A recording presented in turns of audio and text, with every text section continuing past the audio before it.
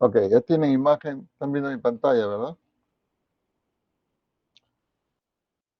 Ya, perfecto, gracias. Lo que vamos a hacer hoy día es sobre infecciones y parasitosis del sistema nervioso. Eh, quiero mencionarles que la evaluación que ustedes tienen como parte de las evaluaciones que tienen que pasar en este curso, eh, la parte que me compete a mí, es decir, las preguntas que pueden venir sobre este tema, están siempre referidos solamente a la clase, o sea, no va a haber nada adicional. No, los profesores nos piden preguntas para construir el examen y las preguntas que yo hago y que les puede venir son preguntas relacionadas siempre o tiene como base esta clase, no hay nada más, digamos. ¿Ya? Entonces, todo viene de acá, de la clase. Entonces, eh, presten atención, ¿no? Hay algunos puntos que voy a hacer énfasis y de esos puntos es lo que viene el examen, ¿de acuerdo?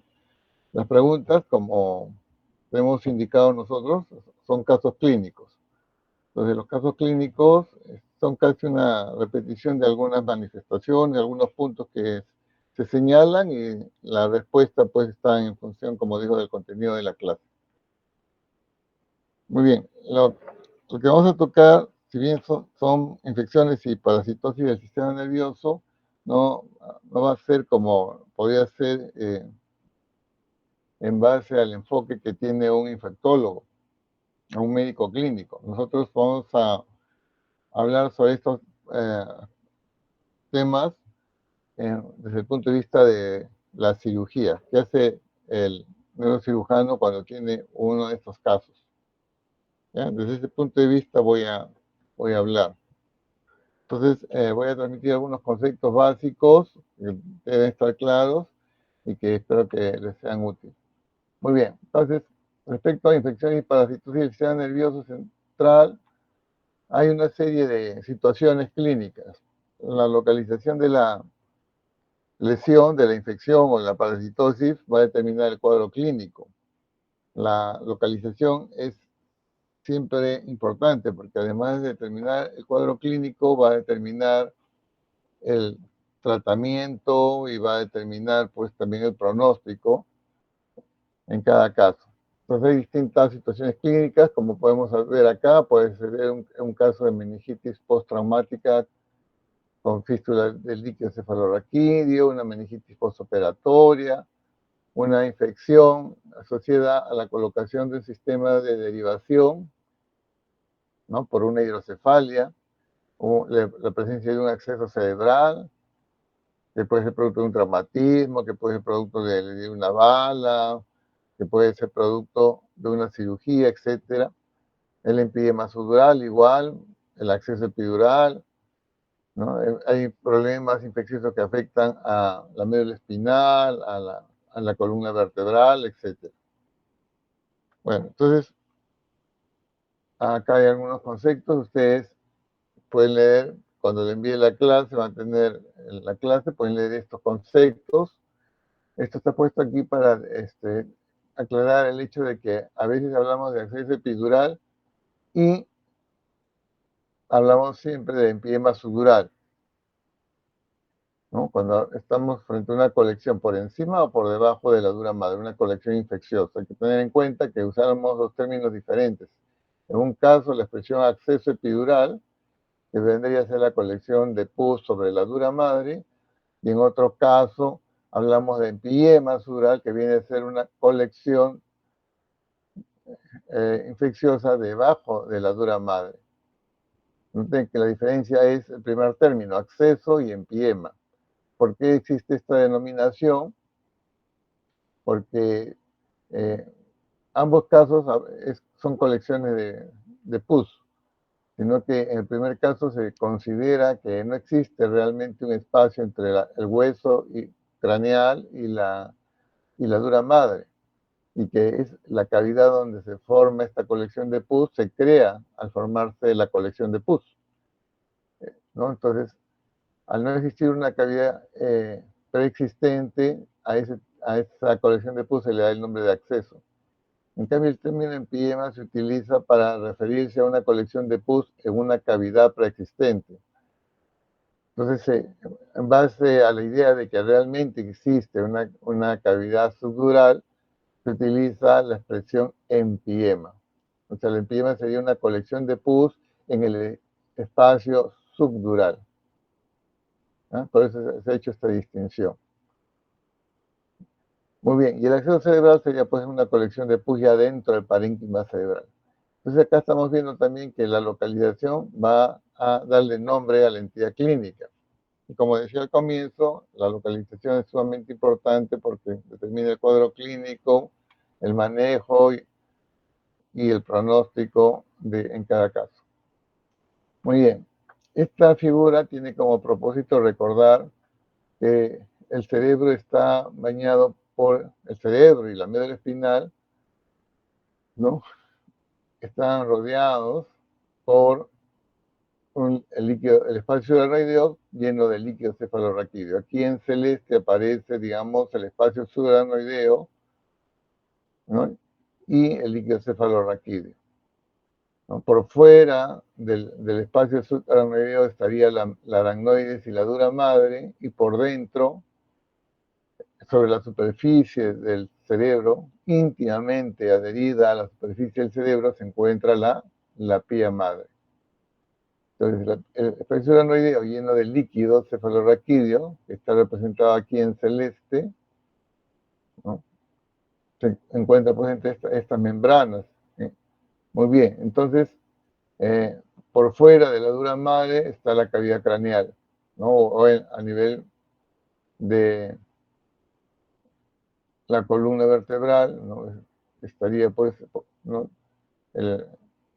Por fuera las estructuras óseas, ligamentarias, etcétera, que limitan también el espacio subaracnoideo. Muy bien, entonces lo que quiero hacer notar aquí, y esta imagen tiene un propósito, es para que veamos que las infecciones tienen una localización. La infección puede estar en el espacio subaracnoideo, puede estar en el parénquima cerebral o puede estar también en los ventrículos, o también puede estar igual en la médula espinal. Entonces, las manifestaciones clínicas van a variar por el hecho de que estén en estos distintos lugares. Si la infección se localiza en el espacio subaracnoideo, vamos a hablar de meningitis. ¿Ok? Cuando empleamos aquí la expresión, en esta lista, meningitis postraumática con fístula de líquido cefalorraquídeo, lo que queremos hacer mención es que ha habido un traumatismo, producto del traumatismo había una fractura craneal, producto de la fractura craneal había una laceración de dura madre y aracnoides, y como consecuencia de estas alteraciones, de estas estructuras, se produce la salida de líquido cefalorraquídeo al exterior, ¿no? Es decir, se genera una fístula de líquido cefalorraquídeo. El líquido cefalorraquídeo, ¿no? En el caso, por ejemplo, de un paciente, como digo, que sufre un traumatismo encefalocraniano, puede ser evidente y vemos salir líquido por el oído o por la fosa nasal, o puede no ser evidente, pero igual, ¿por qué puede no ser evidente? Porque el paciente tiene una fractura, se está produciendo la salida de líquido cefalorraquídeo, pero en vez de salir por la fosa nasal, el paciente deglute el líquido, ¿no? Quizás el paciente no se da cuenta porque la salida es mínima, entonces no tenemos clara evidencia, pero el hecho es que sí sale el líquido porque se ha producido una fractura y laceración de dura madre y aracnoides. Pero el camino que sigue el líquido hacia el exterior puede ser el mismo camino para el ingreso de microbios. ¿no? Que se movilizan en sentido inverso al líquido. Si el líquido va del intracraneal al exterior, los microbios van del exterior al intracraneal. Entonces, si hay una fractura con la laceración de dura madre y aracnoides y los microbios siguen el camino inverso, ¿no?, a la salida del líquido cefalorraquídeo, van a llegar en primer lugar al espacio subaracnoideo. Y producto de la proliferación de estos microbios en ese espacio, se va a producir una inflamación de las membranas. ¿Qué membranas? La aracnoides, la pía madre. Y se va, por tanto, a producir lo que se llama una meningitis. Itis significa inflamación. ¿Qué está inflamado? Las meninges. Entonces, vamos a tener en una meningitis la presencia de microbios en el espacio subaracnoideo. ¿Ok? Pero la meningitis no es solamente meningitis, ¿no?, sino también va a afectarse el cerebro, la superficie del cerebro, generándose realmente lo que se llama una meningoencefalitis. ¿Ya? Si hay un proceso inflamatorio que afecta a las meninges, este paciente, además de tener fiebre, que manifiesta la existencia de un proceso infeccioso, va a tener signos de irritación meningea, es decir, va a tener signos de Kernick, de Brusitsky, rigidez nucal. ¿Ok? Entonces, cuando tenga ustedes un paciente con TEC, uno de los que tenga fístula del líquido cefalorraquídeo, entonces una complicación del desarrollo de una fístula traumática se llama, ¿no?, el producto del trauma es la infección. Pero la infección que se produce entonces por un trauma craneal, ¿no?, sería una meningitis. Si la infección en un paciente está dentro del parénquima, lo que se va a generar es un acceso intraparenquimal o intracerebral. Pero si la infección se localiza en los ventrículos, lo que vamos a tener no es una meningitis, sino lo que se llama una ventriculitis, ¿no? Entonces, ¿cómo llegan los microbios a las cavidades ventriculares? Recuerden, las cavidades ventriculares va a estar llena de líquido cefalorraquídeo. En condiciones normales no hay microbios. No hay microbios dentro de la cavidad craneal, es decir, no hay microbios en los ventrículos, no hay microbios en el espacio subaracnoideo, en el parénquima cerebral. De alguna manera tiene que llegar el microbio o los microbios a estos espacios, a estos lugares. Entonces, una vía por la cual ingresan los microbios a la cavidad ventricular es, por ejemplo, la colocación de un drenaje ventricular, un drenaje ventricular externo que se llama, que se coloca en algunas circunstancias, puede introducir microbios en la cavidad ventricular y los ventrículos proliferan ya en el líquido intraventricular y se produce una inflamación.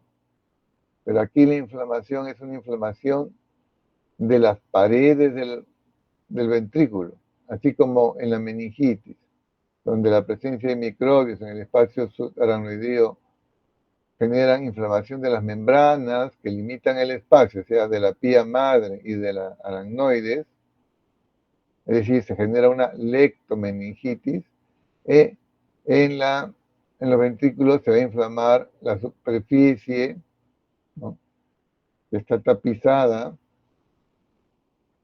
¿no?, de los ventrículos, pero también se va a inflamar las paredes, o sea, el parénquima cerebral alrededor de los ventrículos. Entonces, así como hablamos de meningitis, pero que la meningitis no es solamente inflamación de las membranas, sino del cerebro, es una meningoencefalitis, ¿no?, aquí también va a haber una inflamación del cerebro. Entonces, la ventriculitis se acompaña de daño estructural del cerebro, de las estructuras profundas del cerebro alrededor de los ventrículos. ¿No?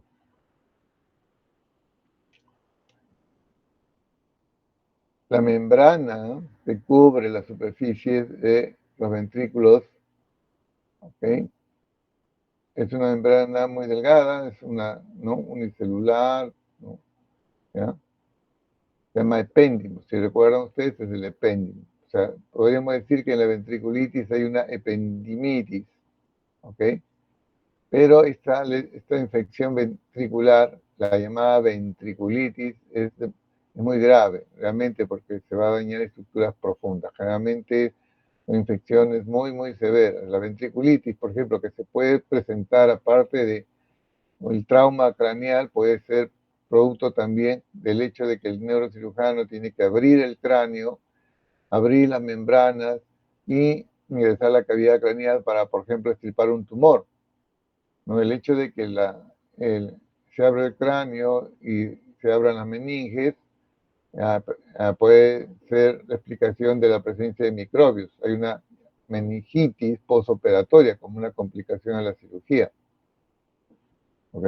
Y generalmente esa meningitis se puede controlar fácilmente, digamos, ¿no? Entre comillas, o sea, relativamente. Pero una ventriculitis que también se puede tratar con antibióticos suele ser una infección mucho más grave.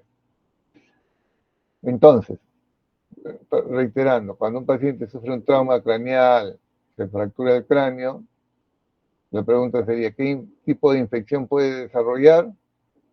Lo más inmediato sería una meningitis, no una ventriculitis. Cuando a un paciente se le coloca un drenaje ventricular o se hace una derivación ventrículo peritoneal para tratar una hidrocefalia, entonces, ¿qué infección puede desarrollar? Una ventriculitis, en primer lugar, ¿no? No una meningitis. Si el paciente tiene una ventriculitis, no va a haber inflamación. Sobre todo, por ejemplo, si es una hidrocefalia, donde hay una obstrucción, el líquido cefalorraquídeo del sistema ventricular no sale al espacio subaracnoideo porque hay una obstrucción, por ejemplo, un tumor, adherencias, ¿no? Y producen una hidrocefalia obstructiva. El líquido no sale al espacio subaracnoideo, entonces se va a producir una infección dentro de las cavidades ventriculares, pero no va a haber afectación del líquido cefalorraquídeo en el espacio subaracnoideo. En esos casos, cuando hay una ventriculitis de esa naturaleza, entonces no habrá meningitis. Es decir, no habrán signos meningios.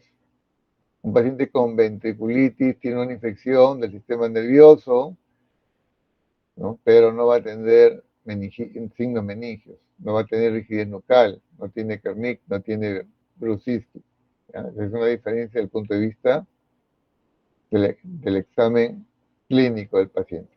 Meningitis, signos de irritación meningia. Ventriculitis, no signos de irritación meningia. Muy bien. ¿Cómo ingresa el microbio a la cavidad craneal? Como decía, puede ser producto de un trauma o puede ser producto de un trauma, ¿no? Donde hay fractura craneal, o puede ser también producto de una cirugía.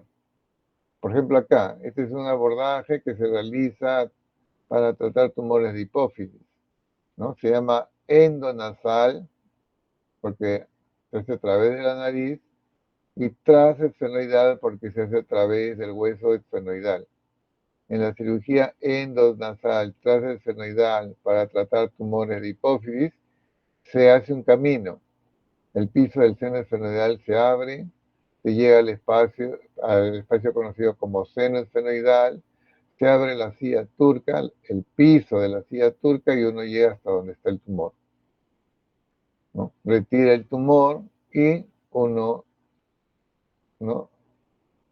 Hace un cierre, ¿no? Pero el camino, la parte ósea, queda de todas maneras, ¿no? Sin cerrar herméticamente.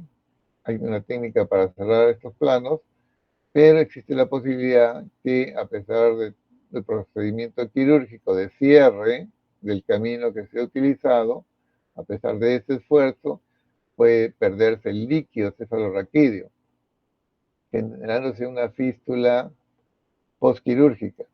Entonces el paciente va a manifestar la salida de líquido por la fosa nasal. Entonces, una complicación de la cirugía endonasal transesfenoidal para extirpar tumores de hipófisis es una complicación, ¿no? Entre las más frecuentes, es la fístula del líquido cefalorraquídeo postquirúrgica, ¿no?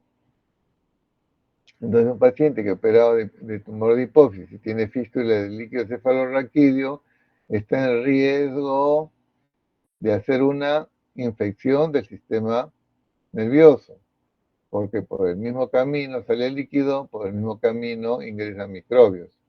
¿Pero a dónde va a ingresar? Al espacio subaracnoideo. Acá vemos el tronco cerebral, delante del tronco cerebral hay espacio subaracnoideo, las llamadas cisternas.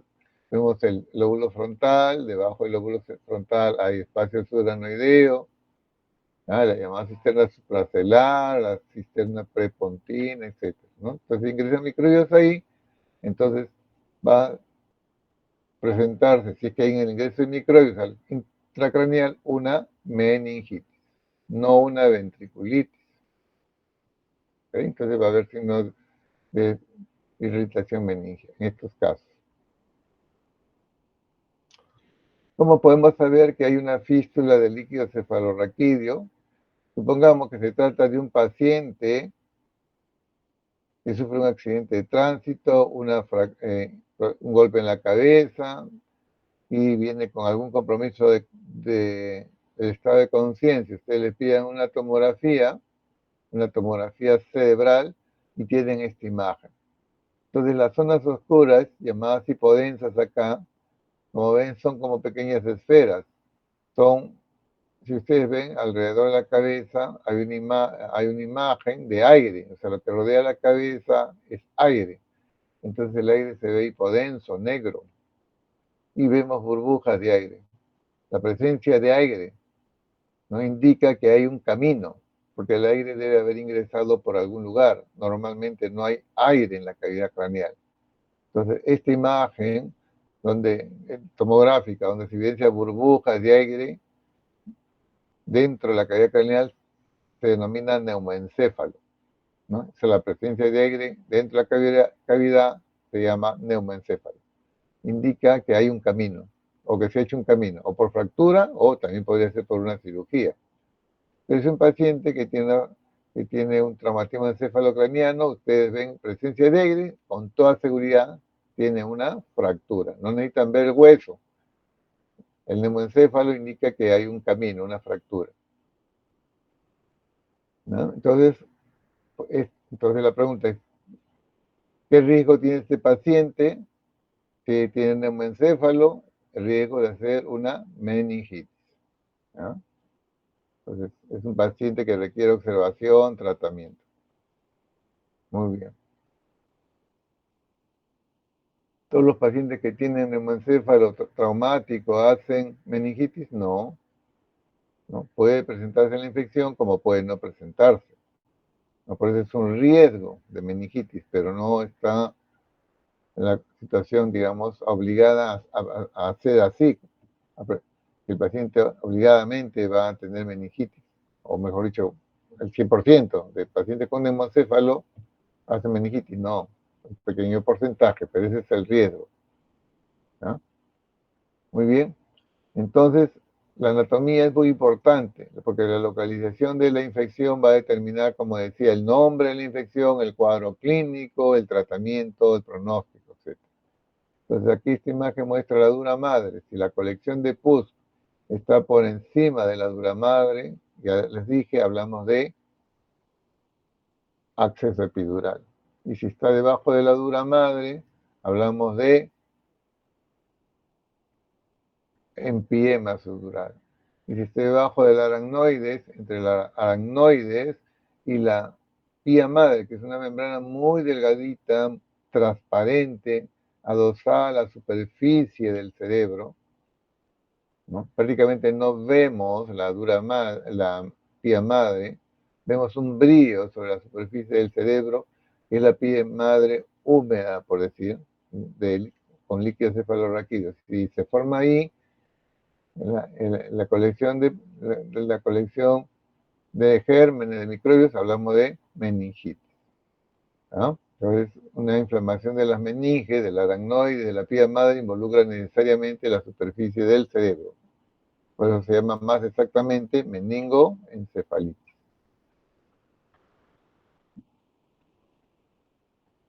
Aquí, esta imagen muestra lo que se llama un acceso epidural. Entonces, el acceso epidural es una colección de pus sobre la dura madre craneal, pero también podríamos tener un acceso epidural sobre la dura madre raquídea, entre la parte ósea de la columna y la dura madre, que envuelve a la médula espinal. Entonces hay acceso epidural craneal como acceso epidural raquídeo. Entonces, esta colección de pus va a tener lo que se llama efecto de masa, se comporta como un hematoma epidural craneal o un hematoma epidural raquídeo. Es una colección de sangre, un hematoma, o es una colección de pus, un acceso.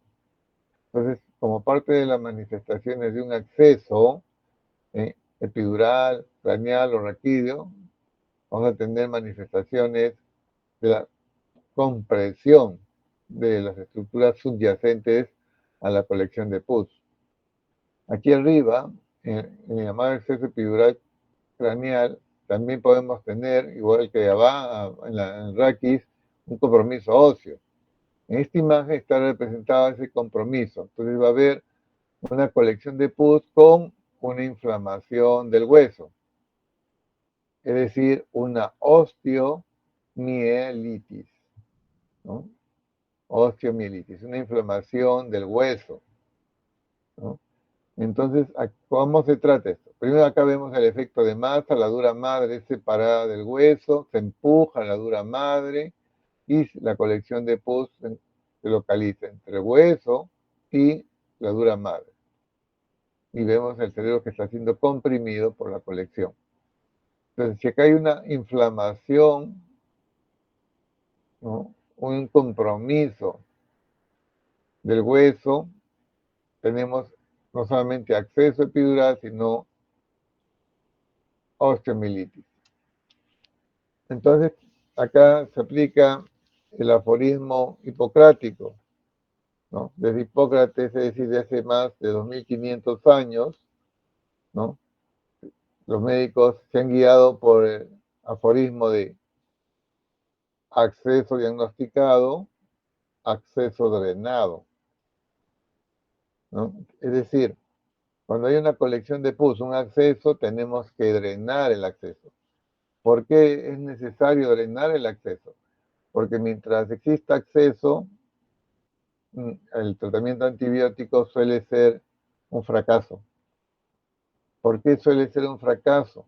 Porque miren, acá se nota, esta zona de acá, la colección de pus, es una colección, un, eh, un conglomerado de microbios y células blancas.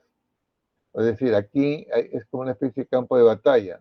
Hay leucocitos viables, vivos, y hay leucocitos muertos, y pedazos de leucocitos, detritus, ¿no? Y también hay microbios vivos y pedazos de microbios. Es decir, este es un campo de batalla, como digo, ¿no? Hay muertos y heridos, ¿no? Entonces, ¿ok? No hay vasos sanguíneos, los vasos están siendo rechazados, desplazados. Entonces los antibióticos llegan a la zona a través de los vasos sanguíneos.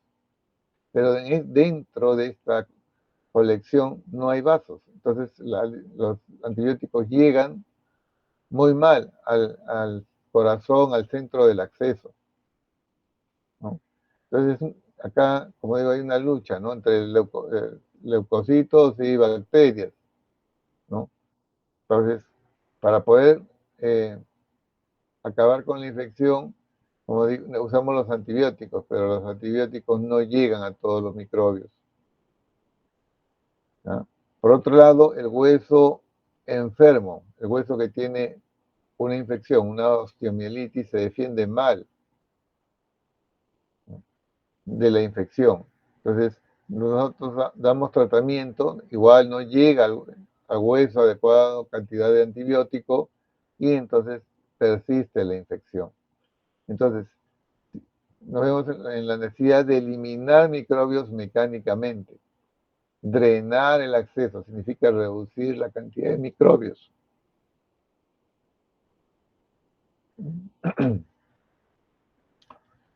Entonces, además, el neurocirujano en este caso, además de cortar el cráneo, es decir, hacer una abertura en el cráneo, una craniotomía, para llegar al sitio del acceso y drenarlo, además se ve obligado en realidad a eliminar hueso.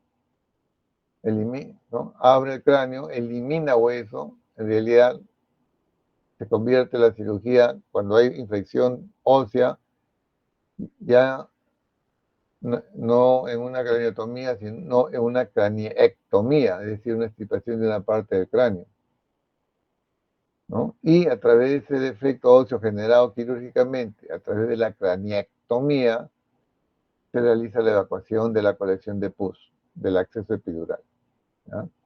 Entonces la dura madre queda así despegada del hueso, entonces ya la técnica quirúrgica permite que nosotros podamos suturar la dura madre al hueso, elevar la dura madre para eliminar el espacio que se ha formado por la acumulación de este material purulento, de esta pus, ¿no? De esa manera, entonces, el acceso epidural, como efecto de masa, se comporta igual que un hematoma epidural. Comprime el cerebro, puede quitar la vida por efecto mecánico, ¿no? Pero para tratar el acceso no basta el antibiótico. Es necesario eliminar quirúrgicamente el acceso, drenar el acceso, eliminar el hueso enfermo, ¿no? Una vez hecha la cirugía, todavía quedan microbios, el proceso infeccioso no ha terminado. Para terminar con el proceso infeccioso, después de la cirugía hay que dar tratamiento antibiótico. Muy bien. Entonces, tenemos una situación, ¿no? Tenemos el acceso epidural, podríamos tener una meningitis, ¿no? También, por ejemplo, un paciente agredido con un martillo, puede hacer infección debajo de la dura madre, debajo del aracnoides, en el espacio aracnoideo, habría una meningitis. Acá hay un acceso. Pero como les decía al comienzo, el microbio puede entrar a través de un drenaje ventricular o a través de la colocación de un sistema de derivación ventrículo-peritoneal. Miren, derivación ventrículo-peritoneal, estas son las iniciales. Derivación de ventrículo, la V, peritoneal, la P. Nos está diciendo de dónde a dónde va el sistema de derivación. El sistema de derivación también se llama Schum. Vamos a ver por qué. La imagen que tenemos a la izquierda es una tomografía donde se ven las cavidades ventriculares aumentadas de tamaño. Los ventrículos están muy grandes en esta tomografía. Hay lo que se llama una ventrículomegalia. Junto con la ventrículomegalia hay un edema, que está señalado aquí por las flechas. Hay un edema periventricular. Este edema, estas zonas oscuras, esa es la imagen del edema periventricular. Es un edema hidrostático. ¿Por qué se llama hidrostático? Porque aquí, en la acumulación de líquido cefalorraquídeo, aumenta la presión dentro de la cavidad craneal, no se está drenando el líquido cefalorraquídeo de los ventrículos hacia el espacio subaracnoideo. Hay una obstrucción en el flujo, hay una dificultad en el flujo que determina que se vaya acumulando líquido cefalorraquídeo. Se produce la dilatación de las cavidades intracraneales, pero esa acumulación determina un incremento de la presión dentro de las cavidades. Podríamos decir que los ventrículos están como un globo de carnaval, ¿no? Donde la cantidad de agua que ha ingresado hace que aumente la presión intracraneal. Entonces, el líquido cefalorraquídeo atraviesa el epéndimo, es la membrana que tapiza los ventrículos, atraviesa por el incremento de la presión, hay una presión hidrostática, se dice, incrementada.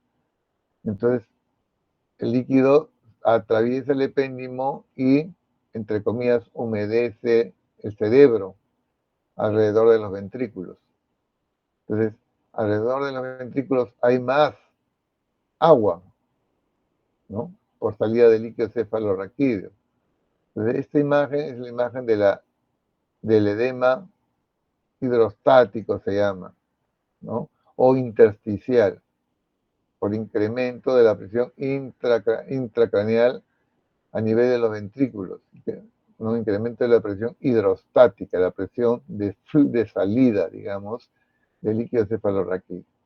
Entonces vemos ventriculomegalia, resumiendo, edema periventricular, borramiento de surcos, entonces decimos que esta es una hidrocefalia hipertensiva.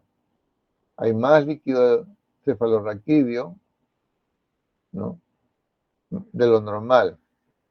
Entonces, este paciente con una imagen así requiere una derivación ventrículo-peritoneal.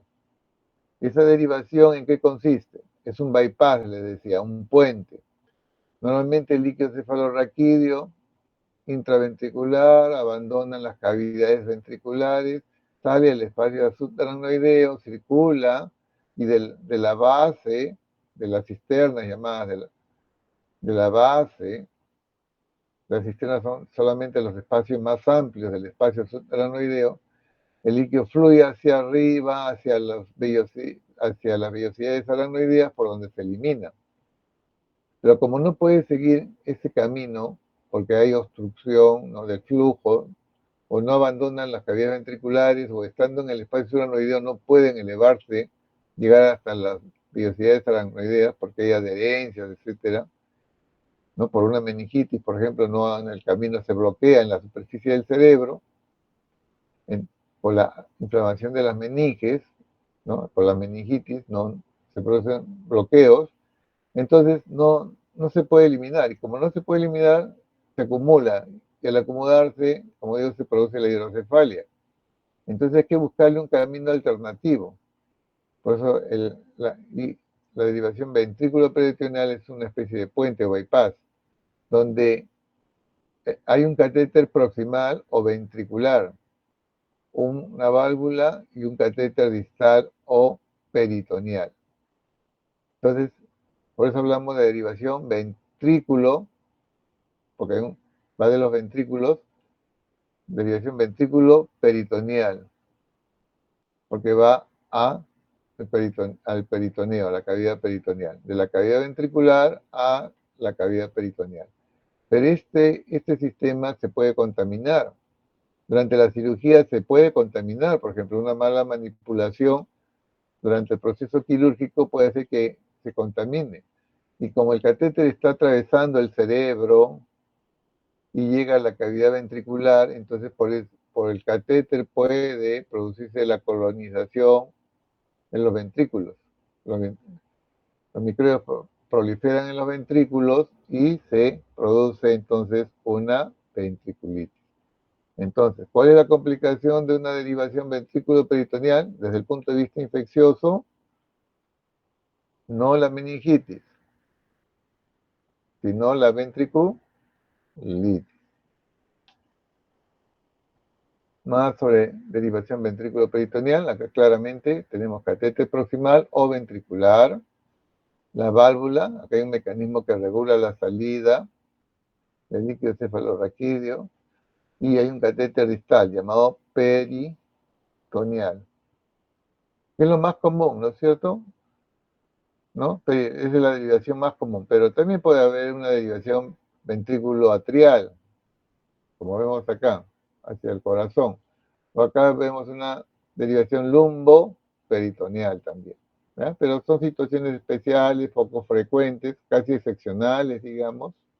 Lo que vamos a tener siempre como derivación, lo habitual, casi todo, el 99.99% de casos van a tener este tipo de derivación, la derivación ventrículo-peritoneal o DVP. ¿Ya?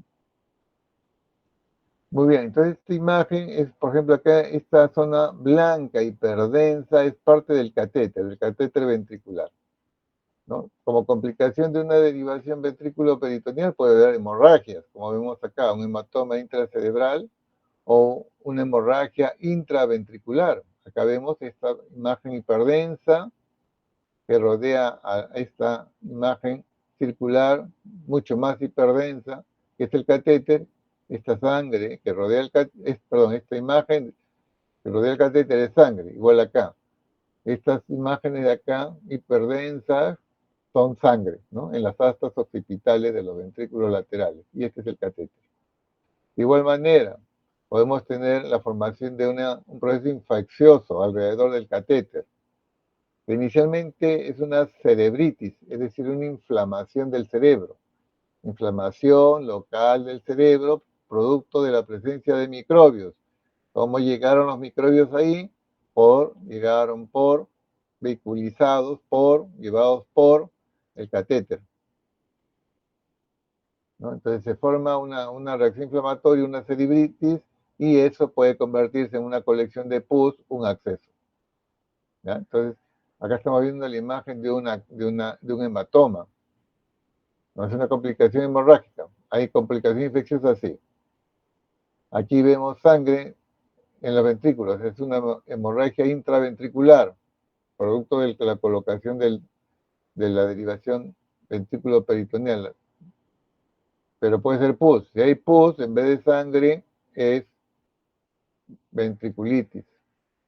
Ya realmente no se ve así, ¿no? Una ventriculitis no se puede ver a veces. Simplemente vemos clínicamente los estragos y vemos un líquido cefalorraquídeo patológico y no vemos claramente la pus, ¿ok? En una ventriculitis, porque la infección está diseminada en todas las cavidades. Pero les traigo esta imagen para que veamos, ¿no? Para que sea evidente que así como puede haber sangre alrededor del catéter, puede haber colección de microbios, puede haber un acceso. Y acá puede haber una ventriculitis. Es decir, si colocamos una DVP, podemos tener dos tipos de infección, ¿no? Acceso cerebral o ventriculitis. Pregunta, ¿cuál es lo más común? La ventriculitis. ¿Ya? Entonces, no meningitis, ojo, no sé, en realidad el acceso casi nunca se ve. La complicación, casi la única, prácticamente la única en la práctica es prácticamente la única, ¿no? La que solo ocurre, digamos, es la ventriculitis. Producto de un trauma, entonces volvemos a insistir, producto de un trauma craneal, con fractura craneal, riesgo de infeccioso, complicación infecciosa, meningitis. Riesgo de una derivación ventrículo-peritoneal, complicación infecciosa, ventriculitis. En un caso meningitis, en el otro caso ventriculitis. ¿No? Esto lo leen, por favor. Son complicaciones, le dan una miradita nada más para completar la idea de qué puede pasar después de una DVP. Acá leen esto, básicamente lo que ya les mencioné. Y el manejo quirúrgico, ¿no? de la ventriculitis. Entonces, ¿cuándo se sospecha? ¿No? O sea, cuando se coloca en un sistema de derivación, ¿cuándo sospechamos que está infectado el sistema? Hay ventriculitis. Cuando hay flebosis, o sea, en el trayecto del catéter, por ejemplo, que el catéter distal o peritoneal, como va debajo de la piel, podemos ver el camino, ¿no? El catéter se puede ver, entre comillas, a través de la piel, es decir, se puede ver porque, o no directamente ver, sino evidenciar la presencia del catéter porque la piel se eleva, o sea, se ve una elevación de la piel, por eso digo, podemos ver a través de la piel el catéter, ¿no? Es una forma de decir que el catéter produce un relieve en la piel. Ese relieve puede verse rojo, como dice acá, flogótico, ¿no? Entonces, si vemos una línea de inflamación que está sobre el catéter, tenemos que decir acá hay una infección, ¿ok?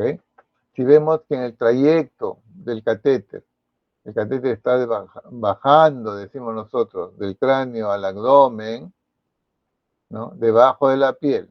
Y si vemos que la piel se ha lesionado, hay una abertura en la piel y vemos el catéter, ese catéter está contaminado, ¿no? Hay microbios en el sistema. Y si el paciente no tiene una infección evidente, la va a hacer en algún momento, ¿no? Los microbios, entre comillas, van a caminar, se van a desplazar de esa zona hacia la cavidad ventricular. Es decir, el paciente está en riesgo si hay exposición del catéter a una ventriculitis.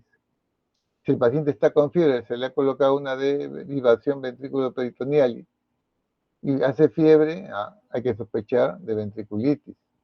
Si el paciente está bien en la tomografía, ha cedido la hidrocefalia con la derivación, pero sin embargo el paciente se deteriora neurológicamente, hay que sospechar en una ventriculitis, ¿no? Son manifestaciones, situaciones que nos obligan a pensar que el paciente tiene una ventriculitis.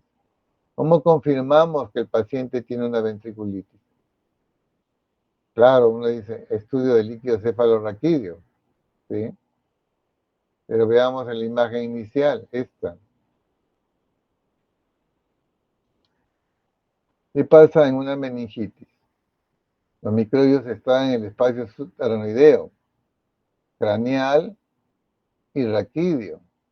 Si ustedes quieren tomar una muestra de líquido cefalorraquídeo para confirmar que el paciente tiene una meningitis, ustedes le pueden realizar una punción lumbar, ¿no? En la punción lumbar, la aguja de punción lumbar llega al espacio subaracnoideo de la columna, del raquis, a nivel lumbar. Entonces toman muestra de líquido cefalorraquídeo y ese líquido está patológico. Si hay una meningitis, está patológico.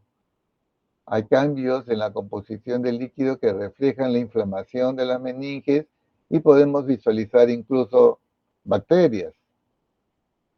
O si se envía el líquido cefalorraquídeo al laboratorio para que sea un cultivo, pueden crecer colonias de bacterias.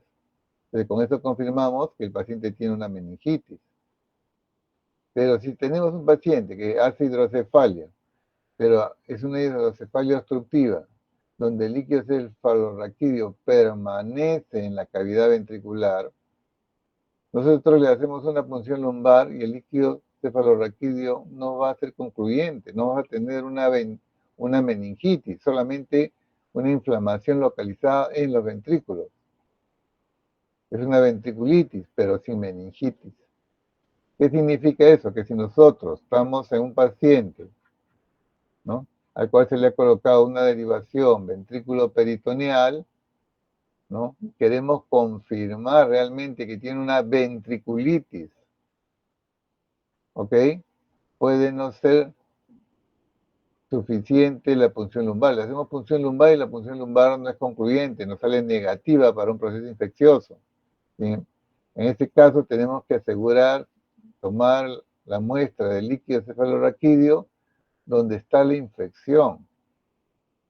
Es decir, tomar muestra de líquido ventricular, no de la cisterna, no del espacio subaracnoideo, sino del ventrículo. ¿Cómo se hace eso entonces? Se punza el reservorio, ¿ok? Se punza el reservorio y se aspira el líquido, el reservorio valvular, porque la válvula, lo que llamamos válvula, tiene un mecanismo de regulación de la salida del líquido, pero también tiene un espacio que llamamos reservorio. De ahí punzamos los neurocirujanos, tomamos muestra del líquido y de ahí hacemos el estudio. Si el estudio es patológico, dice acá hay que retirar la derivación. ¿Por qué? Igual que decía que el acceso debe ser drenado, o si hay osteomielitis, debemos eliminar hueso, porque el tratamiento antibiótico no es suficiente, no cede la infección persiste a pesar del mejor tratamiento antibiótico. Igual acá, mientras esté colocada la derivación ventrículo-peritoneal, va a persistir la infección, porque la derivación es un elemento inerte, entre comillas, plástico, por decir. No hay mecanismo de defensa en el sistema. Entonces ahí van a estar los microbios adheridos al catéter, internamente, externamente al catéter, o a los catéteres, o al reservorio. Entonces necesitamos eliminar la derivación ventrículo-peritoneal para eliminar microbios. Pero ¿qué sucede? Si tenemos una situación como esta, ¿no? Le hemos colocado una derivación ventrículo-peritoneal para tratar una hidrocefalia severa. Si un paciente que tiene este tipo de hidrocefalia, una hidrocefalia severa, no se opera, no se le pone su derivación ventrículo-peritoneal, el paciente se muere. Se muere por hipertensión endocrinal severa, se enclava, decimos. ¿Ya? Entonces la derivación ventrículo-peritoneal salva la vida al paciente. Pero supongamos que este paciente se le coloca su DBP y se infecta. Tenemos evidencias claras, ¿no?, de que hay una ventriculitis. Tiene deterioro neurológico, hemos tomado muestra de líquido cefalorraquídeo del reservorio del sistema y encontramos que el líquido es patológico, es infeccioso. Decimos, acá hay una infección asociada al sistema de derivación. Entonces hay que retirar el sistema. Muy bien, le quitamos el sistema, pero como está sin sistema, el paciente hace hidrocefalia, ¿no? Y se muere por la hidrocefalia. Entonces, ¿qué hacemos los neurocirujanos? Para evitar que la hidrocefalia que reaparece mate al paciente, retiramos este sistema llamado DBP, derivación ventrículo-peritoneal, y lo reemplazamos por un sistema limpio, ¿no?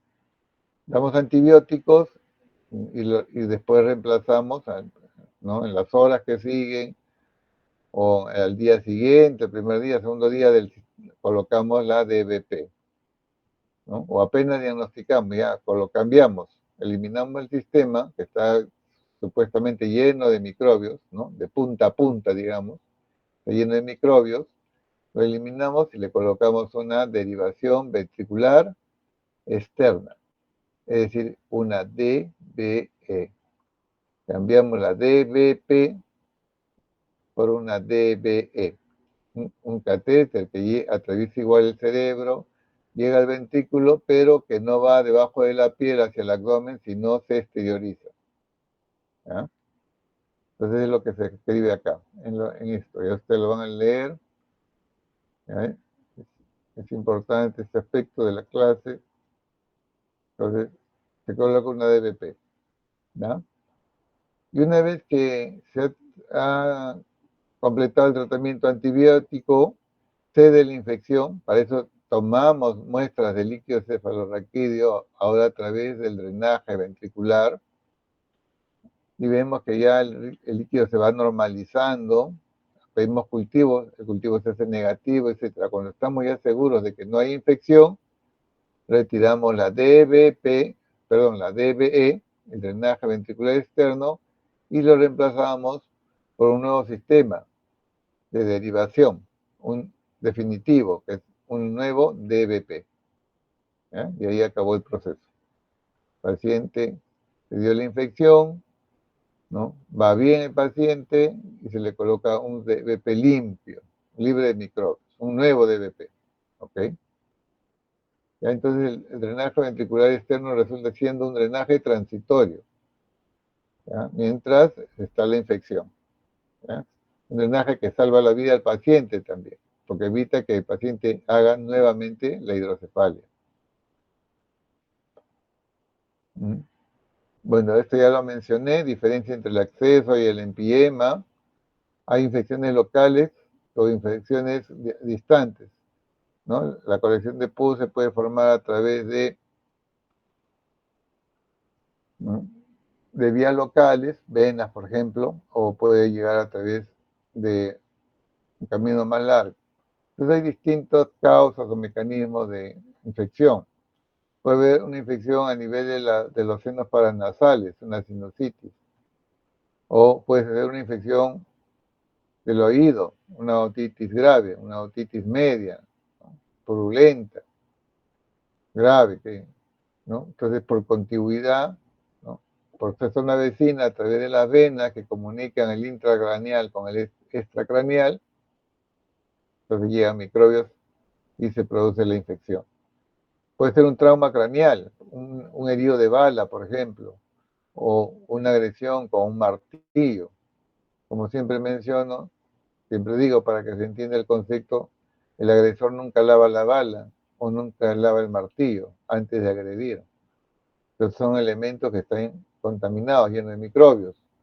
Entonces la presencia de una bala o la presencia de una fractura craneal hundida con herida de cuero cabelludo, producto de una agresión con martillo o con una piedra, siempre es un riesgo para que el paciente haga una infección, ¿no? Distintos tipos de infección, una meningitis, un acceso epidural, un empidema, etc.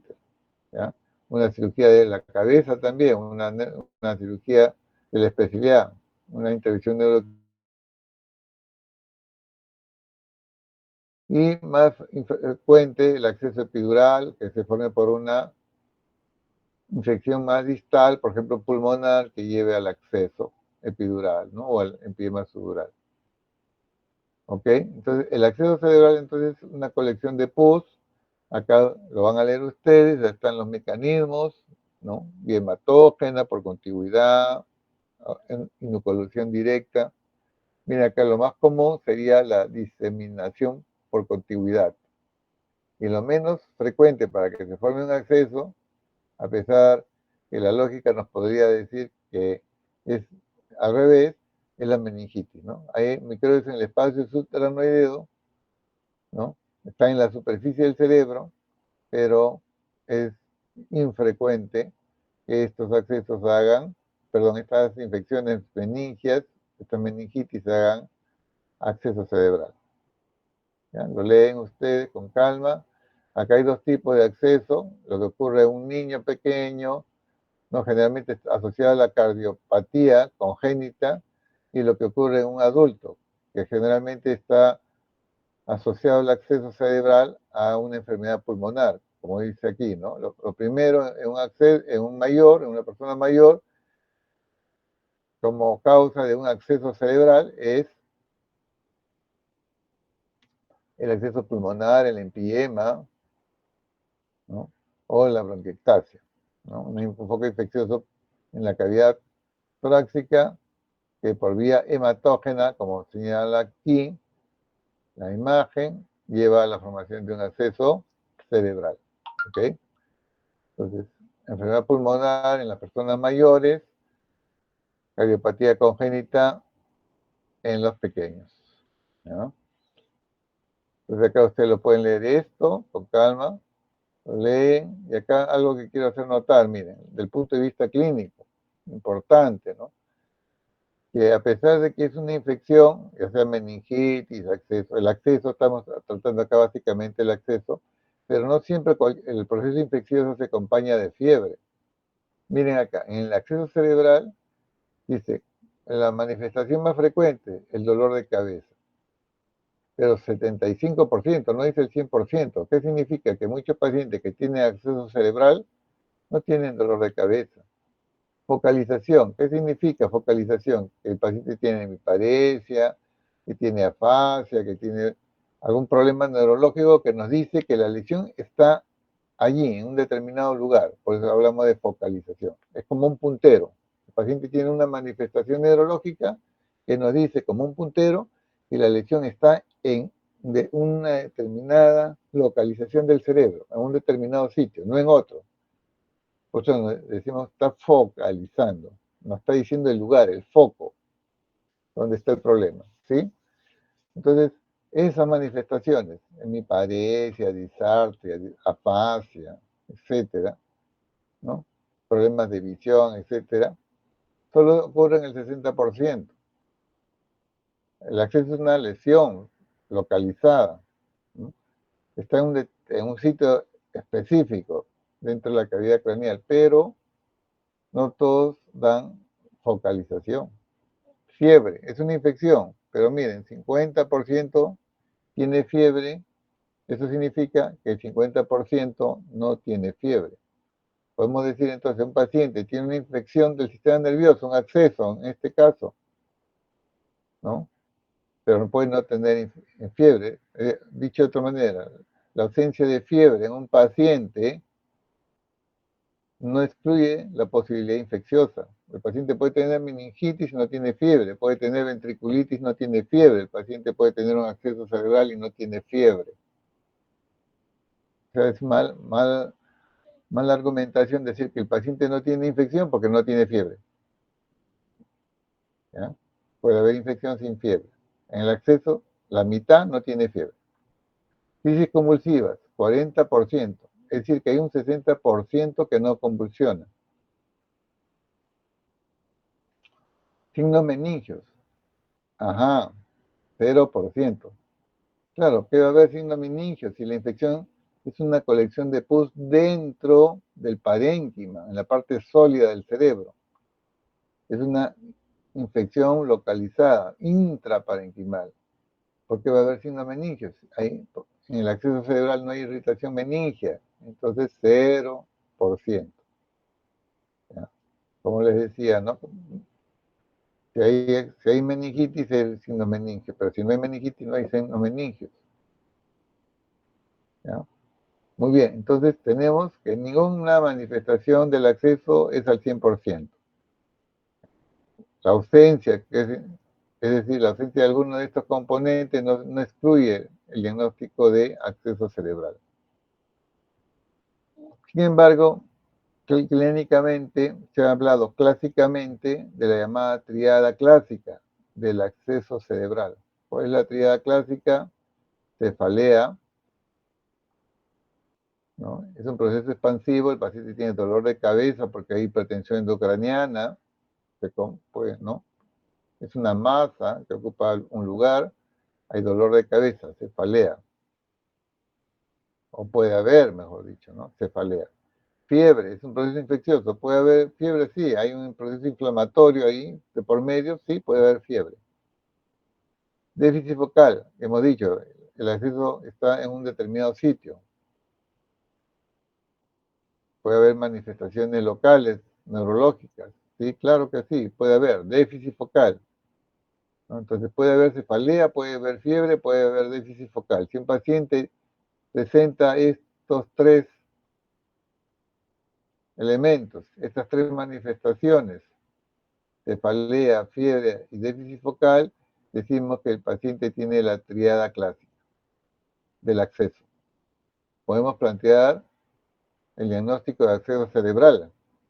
Paciente con cefalea, con fiebre, con déficit focal, diagnóstico probable, entonces es acceso cerebral. Pero miren lo que dice aquí, solo aparece en menos del 50% de los casos. ¿Ya? La triada clásica, cefalea, fiebre y déficit focal, si está presente, nos sugieren que el paciente tiene un acceso. Pero si no está presente, que es lo más común, no podemos decir que el paciente no tiene fiebre. Perdón, no tiene acceso. ¿Ya? ¿Ok? A pesar que tiene fiebre, déficit focal y cefalea, ¿no? A pesar de eso, puede no tener acceso. ¿Ya? A pesar si tiene, no puede no tener. Y si no tiene, puede tener. Si no tiene la tríada sintomática, puede tener el acceso. Entonces, aquí el acceso no es acceso desde un inicio, porque primero hay una inflamación local, ¿no? Hay una cerebritis, ¿ok? Un proceso inflamatorio por la presencia de bacterias en el cerebro. Entonces, esa presencia de microbios que no es todavía una colección de pus, se llama cerebritis. Entonces, hay un proceso de formación del acceso. ¿no?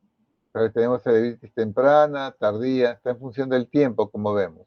Entonces se forma una cápsula, ¿no? Y hablamos de capsular temprana, capsular tardía. Cuando se forma esta cápsula, que es una estructura, un cambio anatómico que rodea la colección de pus, estamos hablando propiamente ya de un acceso.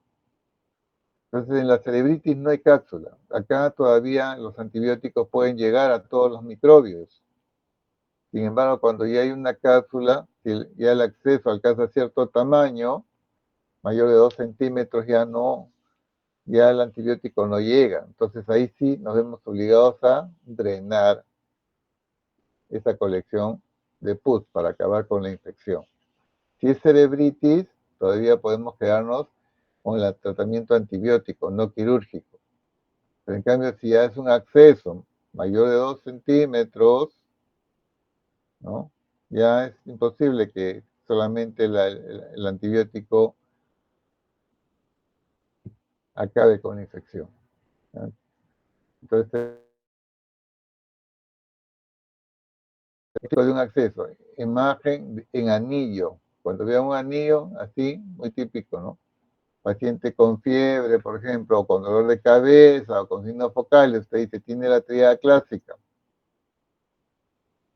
Y le hacen la tomografía y encuentran esto, dos imágenes, con, con realce en anillo, se dice, porque esta zona hiperdensa es producto del contraste, ¿ya? Entonces, ven una zona de edema y una imagen circular con realce de contraste en anillo.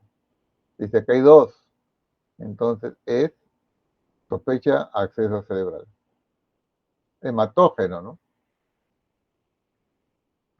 ¿Por qué hematógeno? Porque si este tiene una diseminación local, tiene una sinusitis frontal este paciente, si tiene una sinusitis frontal, este acceso se explica por la sinusitis frontal, porque acá adelante están los senos paranasales.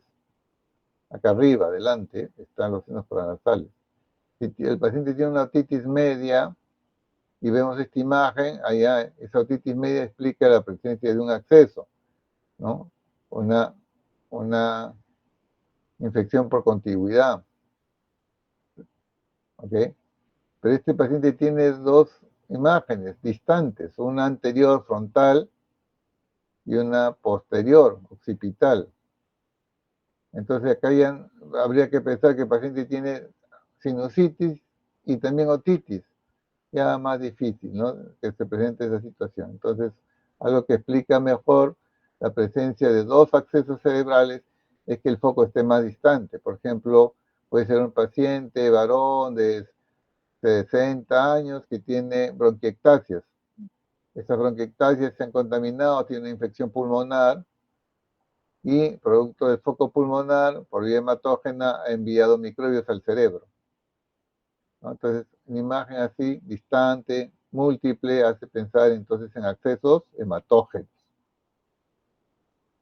¿no? Entonces, ¿cómo se trata? Acá lo pueden leer ustedes también con calma. Tratamiento si es cerebritis, ¿no? Y acceso menor de 2 centímetros, el tratamiento es no quirúrgico. Pero si el acceso es mayor de 2 centímetros, ya hay que tratar quirúrgicamente. Si el acceso es profundo, por un tratamiento que se llama cirugía estereotáxica. Es decir, profundo significa que está alrededor de los ventrículos. Y si el acceso es más superficial, es lobar, decimos, están los lóbulos o cerca a la superficie del cráneo, y es mayor de 2 centímetros, es craniotomía, ¿no? Abrimos el cráneo y llegamos al acceso, ¿ya? Entonces, esto es la cirugía estereotáxica. Acceso mayor de 2 centímetros, no se olviden. Acceso mayor de 2 centímetros, cirugía. Si el acceso es profundo, profundamente tenemos que llegar a través de este sistema con guía estereotáxica, se llama cirugía estereotáxica, y con una aguja llegamos hasta el acceso, sin hacer una craniotomía. Hacemos un pequeño agujero de trepanación y a través del agujero llegamos con esta aguja, como una cánula, ¿no? Una cánula Ingresamos hasta que la punta de la cánula llegue al acceso y a través de la cánula aspiramos la colección de pus.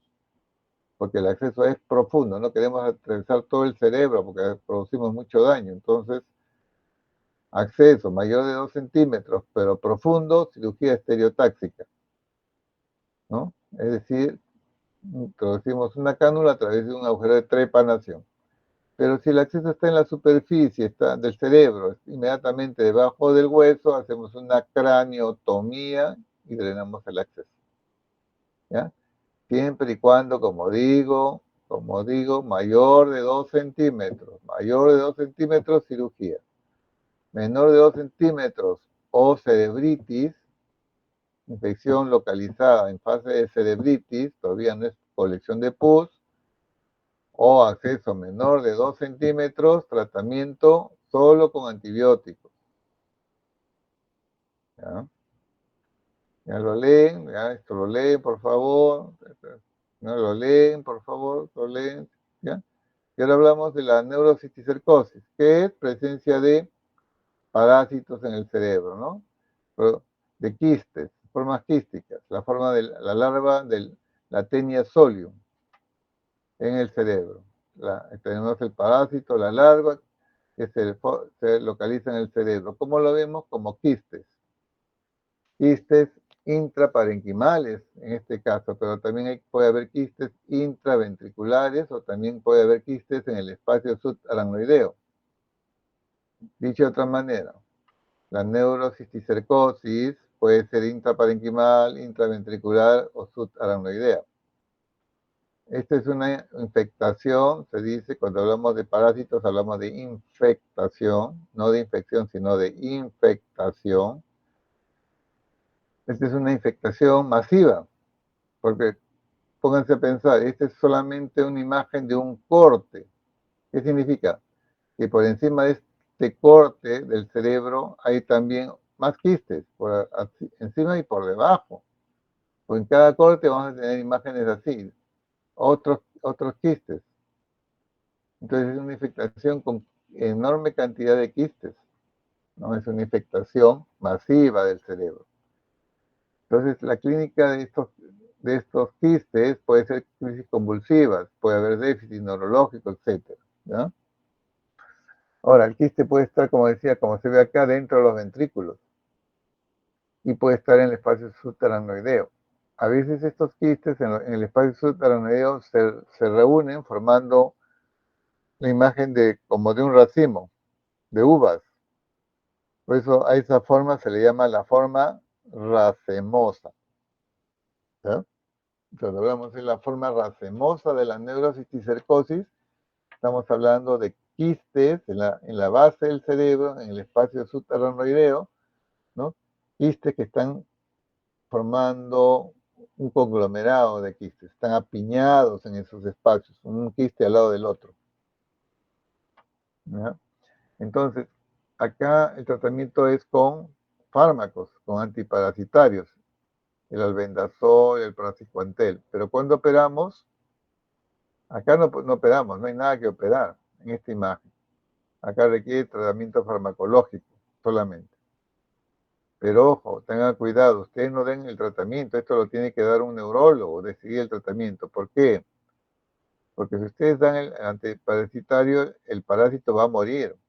Y cuando muere el parásito, por ejemplo, supongamos que un paciente tiene, como acá, tiene por decir, uno o dos parásitos. Usted le da el tratamiento farmacológico y mueren estos parásitos. Cuando el parásito muere, alrededor del parásito, producto de la muerte del parásito, se va a formar edema cerebral. Va a haber una reacción cerebral, ¿no? Muere el parásito, libera unas sustancias, al deshacerse, digamos, al desintegrarse el parásito, se liberan sustancias y se produce un edema cerebral. Imagínense aquí, en la primera imagen, que cada parásito muera, va a morir simultáneamente por acción del fármaco. Entonces va a haber cantidad de parásitos que van a morir y cantidad de edema que se va a formar. Edema local que se va a sumar y el edema local se va a convertir en un edema masivo de todo el cerebro. Si se forma un edema masivo, un edema que afecta a todo el cerebro, el paciente se muere, ¿no? Se enclava, hace una hipertensión endocrinal severa y se muere. Claro que para dar el medicamento se puede dar corticoides para combatir el edema. Pero es un paciente como este, un paciente en riesgo alto de presentar una complicación de ese tipo. Entonces ustedes no van a dar, como si no son especialistas, si son médicos que están en un servicio de medicina interna, por ejemplo, son internos o residentes, ustedes tienen que llamar al neurólogo, que el neurólogo vea cómo da el tratamiento, ¿no? Tendrá que ingresar a una UCI, etcétera, para un manejo muy estrecho.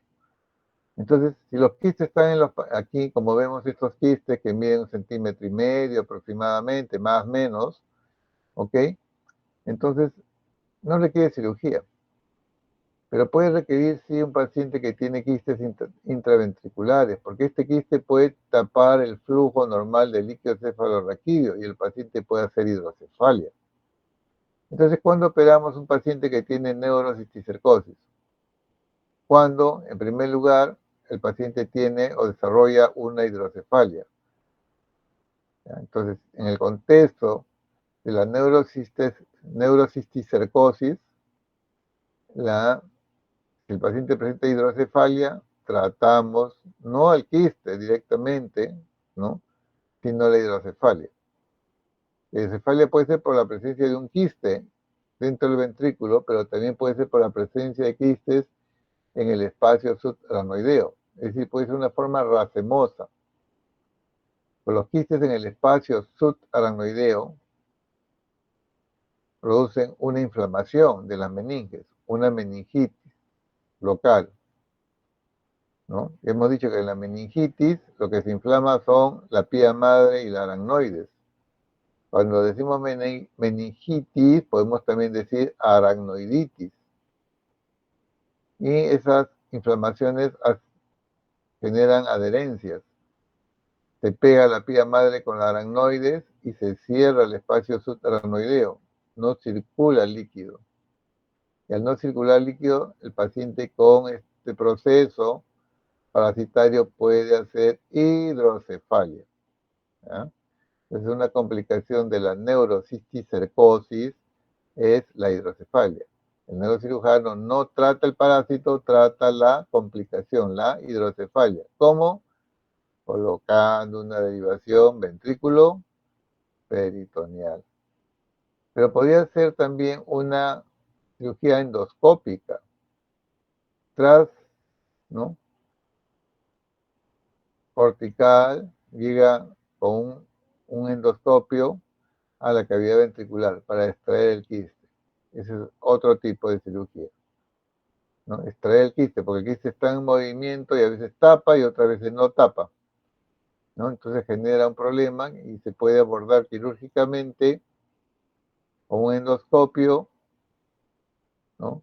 Se llega hasta el quiste, se puede aspirar, eliminar el quiste, ¿no? Se puede retirar el quiste y se puede decir, fenestrar, se llama la cirugía, una fenestración del piso del tercer ventrículo para que por ahí elimine el líquido, ¿no? Es otra forma de tratar.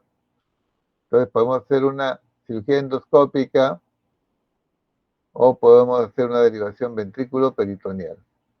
Más quistes. Esta es una imagen tomográfica de una neurocisticercosis en distintas fases. Ustedes saben que el parásito, como es un ser vivo, puede morir espontáneamente. No necesita muchas veces la presencia de un medicamento para que muera el parásito. Entonces el parásito muere y en el sitio donde estuvo el parásito hay una reacción inflamatoria, se forma un granuloma y ese granuloma se calcifica. Entonces tenemos aquí en la tomografía imágenes, esos puntos blancos, esas formaciones circulares, son calcificaciones, múltiples calcificaciones. Vemos un quiste de cisticerco, otro quiste. Reconocemos que es un quiste de cisticerco porque vemos que es una zona hipodensa con una zona isodensa acá. ¿Ok? Miren, si se dan cuenta en estas imágenes, tenemos el quiste y un elemento dentro del quiste. ¿Ya? Acá más claramente. Un quiste y dentro del quiste un elemento. Una formación redondeada. Esa formación redondeada es lo que se llama el escoles, la cabeza, digamos, la parte del parásito, ¿ok? La parte viva del parásito, ¿no? Es el escoles que se llama, la cabeza del parásito. Entonces, si vemos una formación quística pequeña de 1,5 centímetros, ¿no? 1,2 centímetros, etcétera, y vemos que en el interior de esa formación quística pequeña, de más o menos centímetro, centímetro y medio, vemos una formación redondeada, entonces decimos, este es un cisticerco. ¿Ya? Estamos viendo el escoles, la cabeza del parásito. Entonces acá vemos eso. Tenemos entonces la forma vegetativa viable del quiste y acá tenemos ya lo que queda después de que el parásito ha muerto. Y acá tenemos una zona de hipodensidad, que dentro de este contexto, donde hay calcificaciones que recuerdan a los parásitos, o parásitos, quistes, entonces decimos, esta es una zona de edema, donde hay un parásito o dos que están muriendo y están generando edema. ¿Ok? Muchas veces tenemos esto. Nos llega un paciente por distintos motivos, por ejemplo, le duele mucho la cabeza, puede ser un paciente migrañoso. El producto de la migraña le realizan una tomografía. Entonces dice, doctor, he venido para que me hagan para que vea mi tomografía. Entonces ustedes ven esta imagen. Entonces, ¿qué se ve? Pequeños focos de calcificación. Son pequeñitos, de hecho como si fuese con la punta de un lápiz, ¿verdad? Yo lo describo esto como si fuesen las luces de un arbolito de Navidad. ¿Sí? Por aquí, por allá, ¿no? Es como una distribución al azar. No ocupan un lugar preferente, están en distintas partes, ¿no? Acá vemos en el tálamo, acá vemos en la corteza cerebral, allá, no próximos a la unión, ¿no? Pero no son frontales, no son profundas, son todo eso. Son temporales, frontales, parietales, talámicas, etc. Entonces, es imagen de calcificación de qué? Parásitos, o sea, neurocisticercos, que espontáneamente han muerto. El paciente nunca supo que tuvo los quistes, ¿no? Pero esos quistes estuvieron en su cerebro y cumpliendo su ciclo biológico murieron y producto de eso una reacción inflamatoria, granuloma y calcificación, y es lo que estamos viendo, ¿no? No requiere nada este paciente, ningún tratamiento. La imagen refleja un proceso que ya fue, ¿no? Acá ya terminó la enfermedad prácticamente, queda la huella nada más. ¿Ya? Entonces hay múltiples fases, ¿ya? Múltiples fases, la forma quística, la forma de granuloma, etcétera. Ahí está la forma racemosa. Entonces, estas formas racemosas pueden producir hidrocefalia, como los quistes intraventriculares, las formas racemosas, es decir, los quistes en el espacio subaracnoideo pueden producir hidrocefalia. Y acá vemos, son casos excepcionales, son los llamados quistes gigantes. Si el cisticerco normal mide 1,5 cm aproximadamente, en algunos casos hay quistes gigantes de cisticerco. En este caso, el quiste se comporta como un tumor. Acá puede estar midiendo tranquilamente 5 centímetros de diámetro. Acá hay otros dos. Están en la superficie del cerebro, pero crecen y se comportan como un tumor. En este caso hay que operar para eliminar el quiste, ¿no? Es otro caso de cirugía, ¿no? Quiste intraventricular, hidrocefalia, quiste gigante, cirugía, ¿no? Muy bien, entonces ustedes ya leen esto, por favor. Y esto es para ver cómo, ¿no?, se puede interpretar una imagen. Acá vemos, este es catéter. Entonces, catéter intraventricular, veo esto de aquí es aire, neumoencéfalo, entonces, Aquí también hay aire en el asta frontal. No, que había un poquito de sangre, ¿sí? Una hiperdensidad en el asta occipital, un poquito de sangre.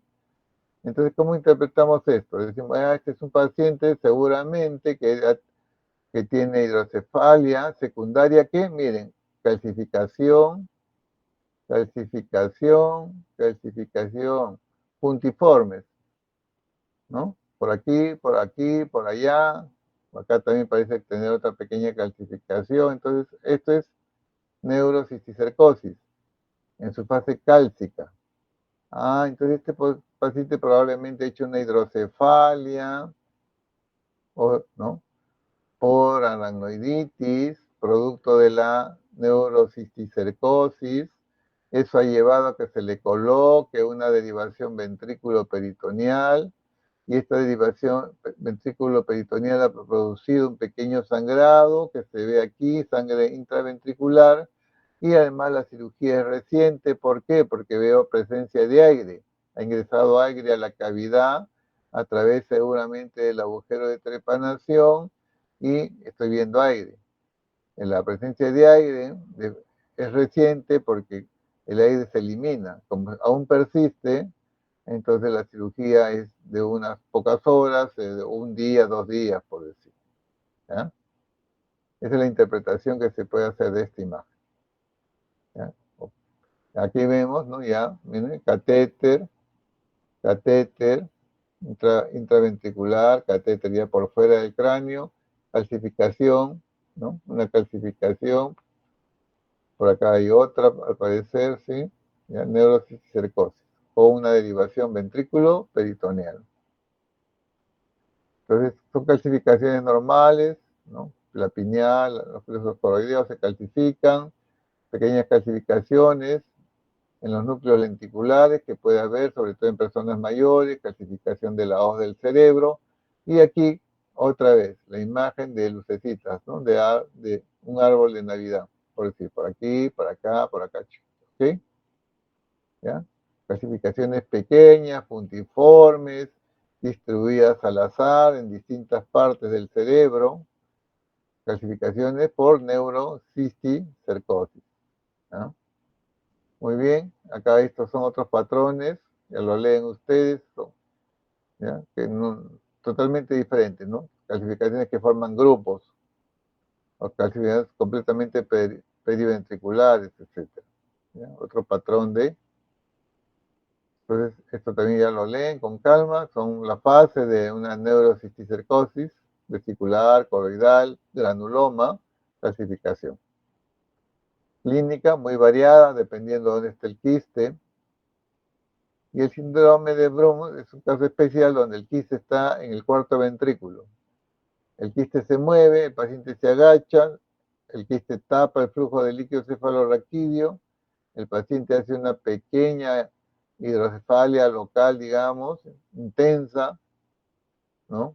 Y se produce la pérdida de conocimiento, vértigos, vómitos, siempre asociada a los cambios de la posición de la cabeza, ¿no? Puede producir la muerte si se obstruye el líquido cefalorraquídeo y no se desobstruye, entonces genera una hipertensión endocrinal aguda y el paciente puede fallecer. ¿Ya? Hay que eliminar el quiste en ese caso. Cirugía de abordaje del cuarto ventrículo para extraer el quiste. ¿Ya? Síndrome de Bruns.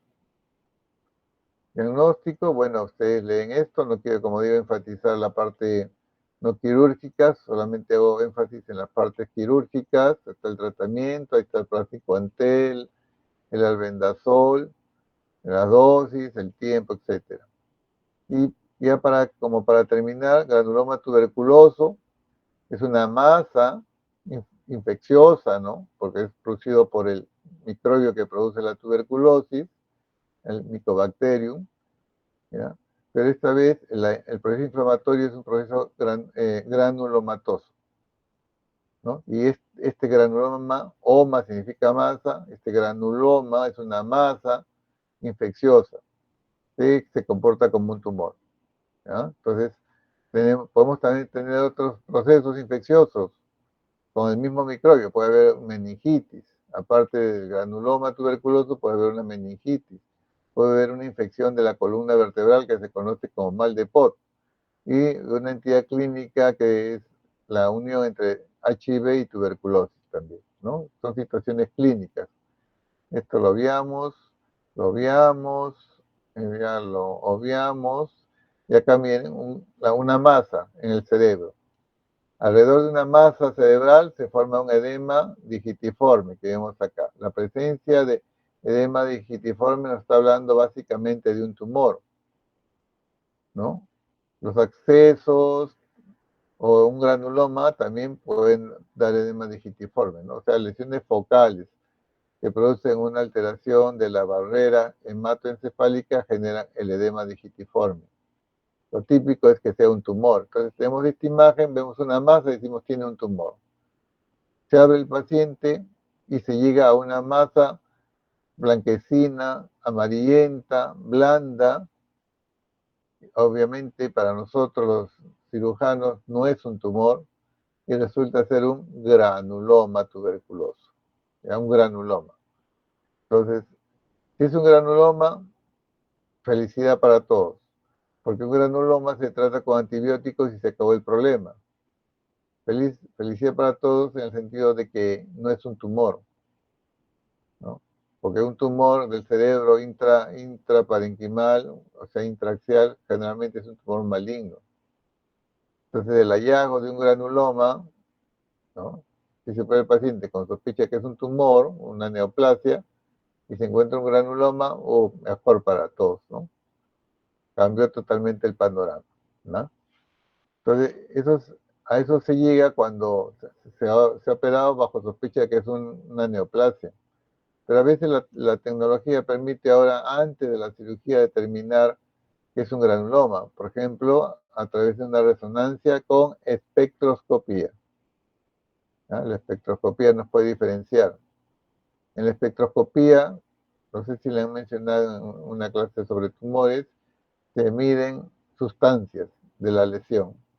Y según el tipo de sustancia que esté elevada, según los llamados picos de colina, uno puede decir que es un tumor o que no es un tumor.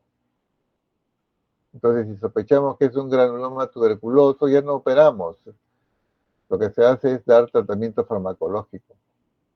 Pero si se sospecha que es un tuberculoma y se da tratamiento farmacológico y no hay respuesta, después de un mes a 2 meses, no hay respuesta, la lesión no se ha reducido, más bien aumentó de tamaño, entonces se puede poner en duda que sea un granuloma. Entonces, en este caso, frente a la duda diagnóstica, se puede operar. ¿Ya? Entonces, el granuloma es una infección del sistema nervioso que se comporta como una masa, como un tumor, y que en algunos casos, si no se define el diagnóstico claramente, puede ser sometido a una cirugía, ¿no? Puede ser, como puede no requerir cirugía, ¿ya? Entonces, granuloma tuberculoso, tratamiento médico no quirúrgico sería una opción, o tratamiento quirúrgico, para definir exactamente la naturaleza de la masa que está presente en el paciente. Craniotomía sería craniotomía más extirpación de la masa. ¿Ok?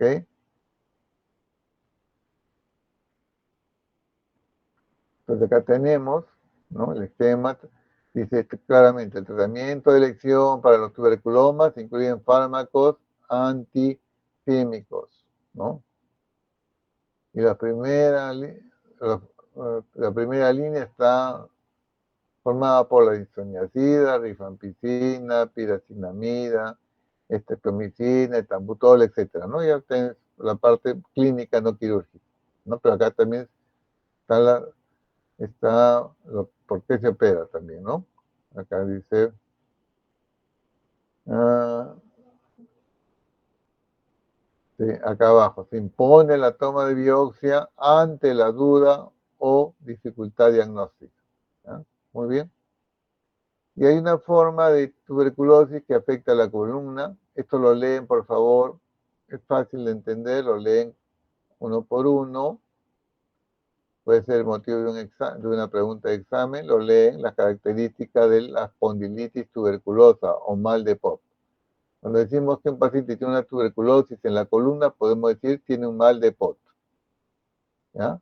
Como vemos acá, afecta más la columna dorsal baja, la lumbar alta, afecta sobre todo los cuerpos vertebrales, etcétera. Ustedes lo leen con calma. ¿Ya? Están las características esenciales de la tuberculosis a nivel de la columna. ¿Ya? Espondilitis, tuberculosa o mal de Pott. ¿Ya? Ojo aquí, que noten que el acceso, ¿no? la tuberculosis no afecta a la médula espinal directamente. Observen ese detalle, sino que al cambiar la estructura ósea que rodea la médula espinal se ve afectada por la infección. Espondilitis significa, espóndilo se refiere a la columna, itis, inflamación de la columna. ¿Ya? La inflamación de la columna. ¿Ya? Afecta el hueso primero, después un disco, después el otro hueso, la otra vértebra. A diferencia de unas infecciones que empiezan por el disco. ¿Ya?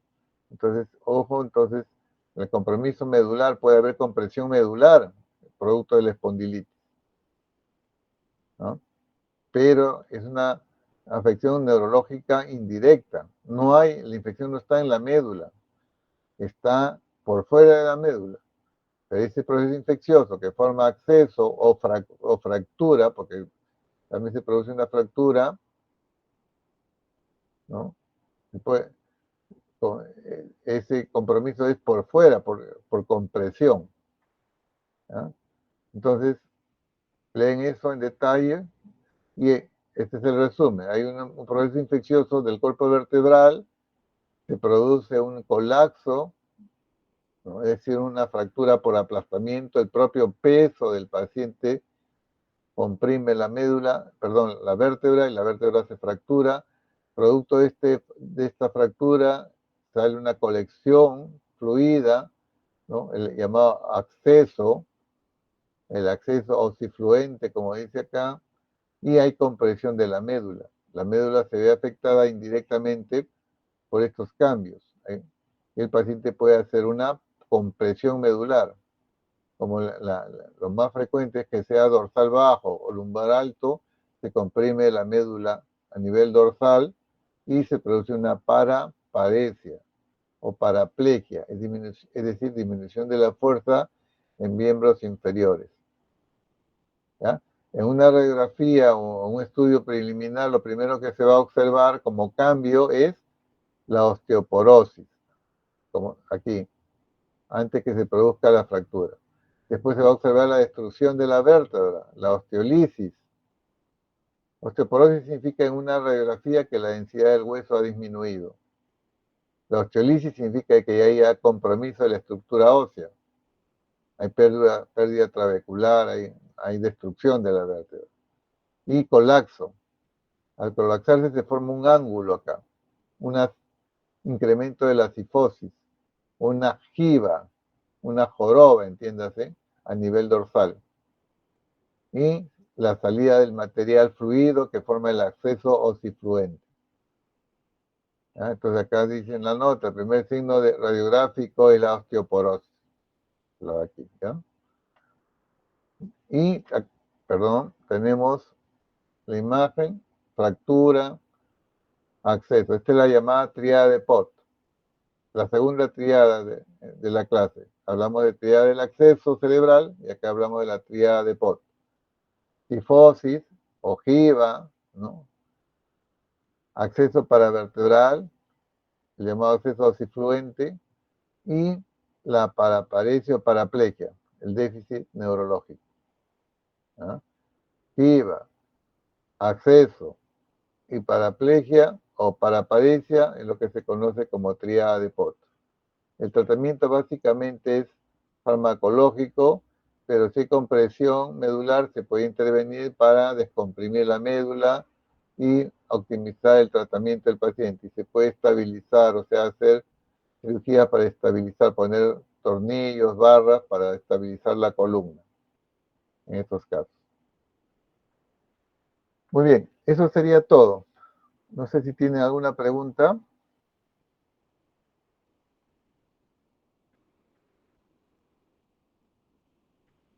Muy bien, si no hay más preguntas, por el intermedio de la delegada de mi grupo, les voy a hacer llegar la clase.